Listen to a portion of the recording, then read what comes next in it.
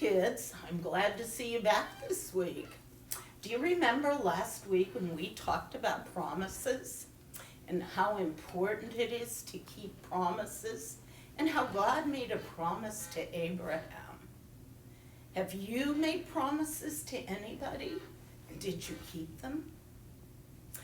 This week, I'm going to tell you the story of how God kept the promise he made to Abraham. Remember that he told Abraham and Sarah that even though they were very old, too old to have little children, that they were going to have a baby. And Abraham had to wait a long time for that promise. But one day, Abraham was sitting outside his tent in the hottest part of the day, and it's really hot where Abraham lived. Abraham was sitting in front of his tent. He looked up and he saw 3 men coming toward him. He was really surprised because nobody went out in the hot part of the day. He left the entrance to his tent and went to meet them, and he bowed down because that's what people did in those days. They didn't shake hands, they bowed. He said, "If you're pleased with me, don't pass me by. Let me get you some water. You can wash your feet and you can rest under my tree here.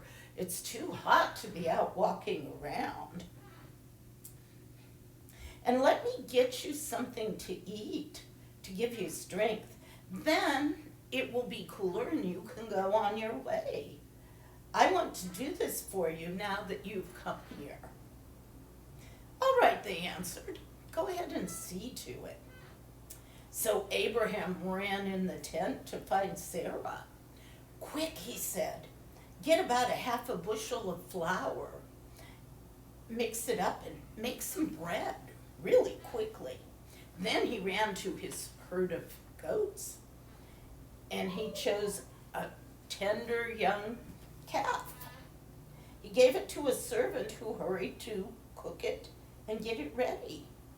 Then he brought some butter and milk and the calf that had been prepared and the bread, and he served them to the men. While they ate, he stood there under a tree.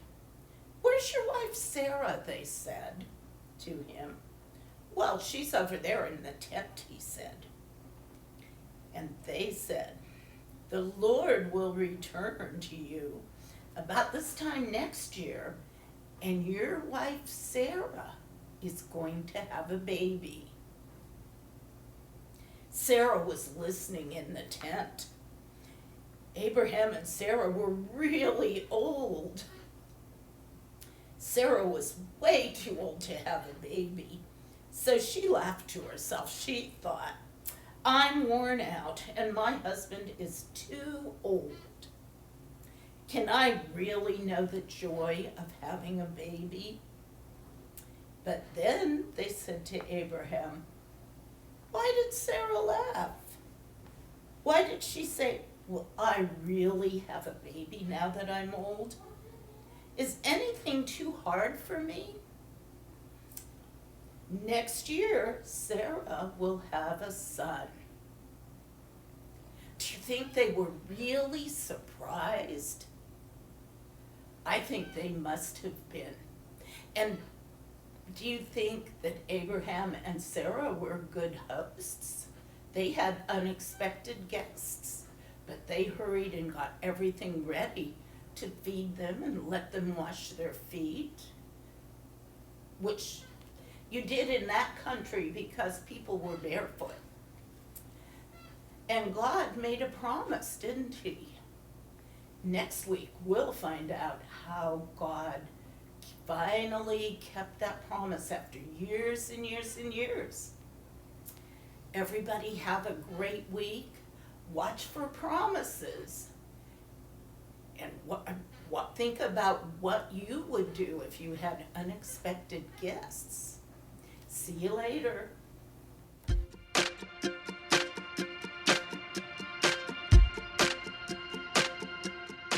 Greetings, it's me, Samuel. In our story today, Abraham and Sarah are still waiting for God's promise to have their baby. They are getting older and older and don't know how this will happen. While they are waiting, they welcome visitors into their home. They prepare everything they need for their guests to be comfortable and taken care of. Abraham and Sarah brought water for them to wash their feet and prepared a meal for them to eat. After the meal, one of the visitors tells them that they are going to have a baby. This was very surprising news. It felt impossible. When Sarah heard this, she laughed. It was so hard to believe. She knew that she and Abraham were very old, and she felt like these visitors told her something that can never happen. Last year, math class was really hard, and it seemed impossible. I wasn't sure I could do it, but I got help from others who believed in me. Sometimes God's promises seem impossible too. Faith is hard, and some days you have some doubt. We have to take it one moment at a time and trust God. It's okay to be confused and still have questions like Sarah did. God still shows up, even when we have a hard time. God is with us through it all. Now it's your turn to wonder.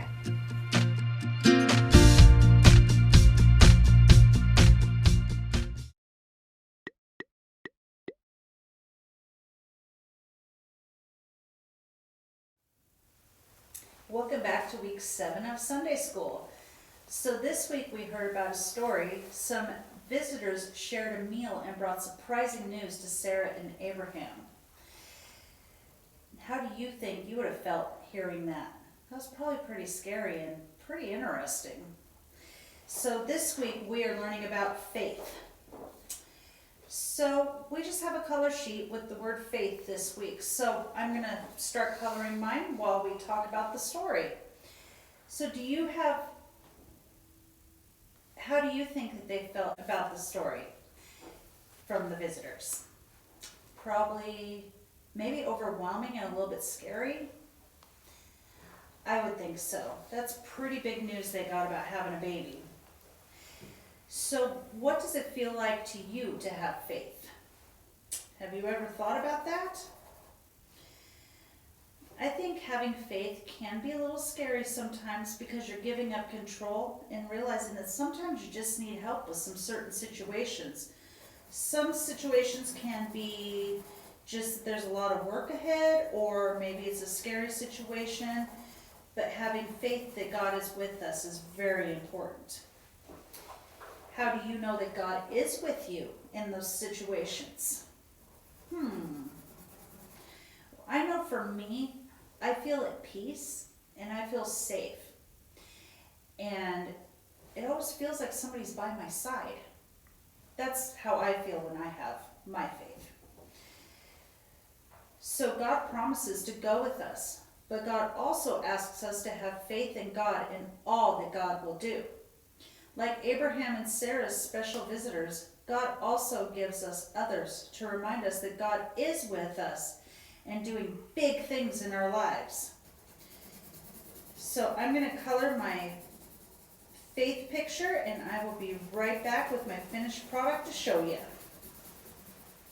All right, here is my finished faith picture.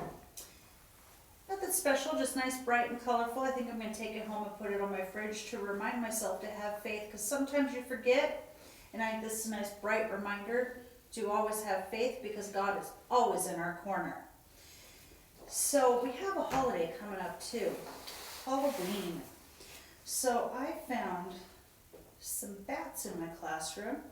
You can hang it up in your window, but we have these groovy little eyes to go with our bat. Oops. There they go. So I'm going to also put this on my front door, I think, to add to my other Halloween decorations. So that'll also be in your bag for this week. Just a fun little bat for Halloween. See you next week.